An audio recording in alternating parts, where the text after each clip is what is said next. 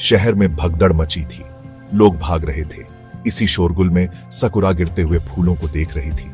हवा में नाच रहे थे, कितने सुंदर और नाजुक। अचानक एक हाथ आगे बढ़ा। उसने एक पंखुड़ी पकड़ी। एक लड़का प्यारी आंखों और उलझे बालों वाला। ब्यूटीफुल आंट दे। वो मुस्कुराया। सकुरा का दिल धड़क गया।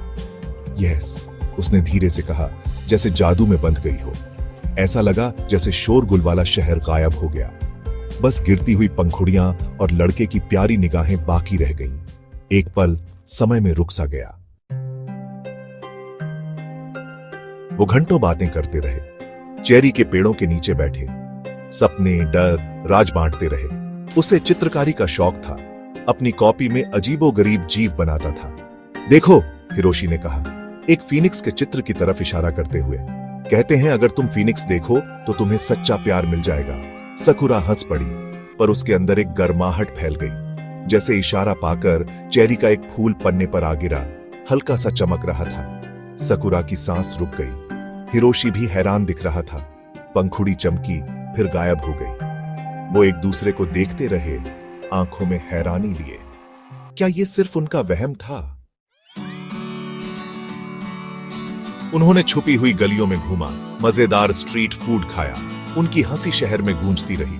उसने उसे एक कैंडी एप्पल खरीदा। उसकी लाल चमक डूबते सूरज जैसी थी। यह शहर सरप्राइज से भरा है, सकुरा सोचते हुए बोली, एक बाइट लेते हुए। हिरोशी ने हां में सर हिलाया। उसकी आंखें चमक रही थी। सबसे अच्छे सरप्राइज अक्सर छुपे होते हैं, उसने कहा। उसकी निगाहें उस पर टिकी हुई थी। समय जैसे उड़ गया। जब वो हाथों में हाथ डाले घूम रहे थे, शहर की रोशनियां रंगों के मेले में बदल गईं। जैसे ही आसमान गहरा नीला हुआ, वो नदी के किनारे खड़े थे। पानी पर शहर की रोशनियां दिख रही थीं, जैसे टिमटिमाते तारे। मुझे जाना होगा, सकुरा ने कहा। उसकी आवाज धीमी थी। हिरोशी ने उसका हाथ पकड़ लिया।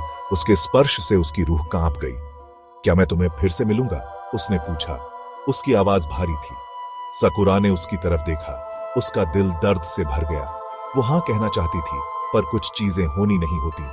शायद, उसने धीरे से कहा। एक आंसू उसके गाल पर बह गया, और इसके साथ ही वो मुड़ी और भीड़ में खो गई। हिरोशी को अकेला छोड़कर विशाल, तारों से भरे आसमान के नीचे।